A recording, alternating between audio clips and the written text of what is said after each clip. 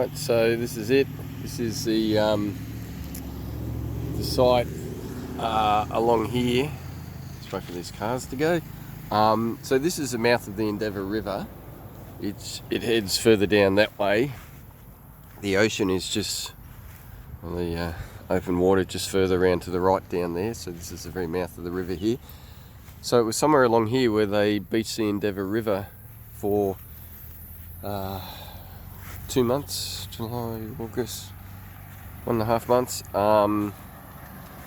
for repairs, and this is a monument all about that. Yeah, I don't know why, it's just always something I've wanted to do, is come to this site and see it. I've seen the spot in Botany Bay where Cook landed and the first fleet before they moved on to Port Jackson. And I've always wanted to come here and see this. And been to 1770 actually, and seen the spot there too. But it's just a fascinating story. And you know, I just see it from so many different perspectives, from the European history, and I can only imagine, you know, the Aboriginal history. And I've certainly read, need to read a lot more, but I've certainly read some of their perspective on it all. And I wish there was more about that on things like this monument.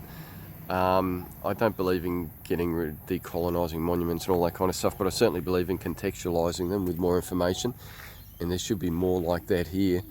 There's a massive big monument further down there which you can't quite see at the moment, but anyway, it's just really special to be here. And you know, I just try and imagine what it'd be like for those guys saving the Endeavour out on the reef out there, finally getting it in here, beaching it for repairs. So how skilled must they have been to get everything off the boat, turn it on its side, repair it, and get it back on board. And from what I've read, the relationship with the Aborigines was actually quite good to begin with, and they did interact quite well, and I think the Aborigines helped them. And then there was a disagreement. The sailors were taking turtles, which they didn't realise. They should have thought, but obviously that's not how they thought back then, that, you know, they don't belong to them, and there was a disagreement over that, and it started to fall apart from there. I think there was an attempt to set the Endeavour on fire, which failed because the grass around it went out or got put out in time, but for quite a while the two different peoples interacted really well, and then it kind of fell apart at the end. But it's just so special to be here, just knowing what happened here and what it's all led to in our country. Yeah. So I'm just trying to picture what this would have been like.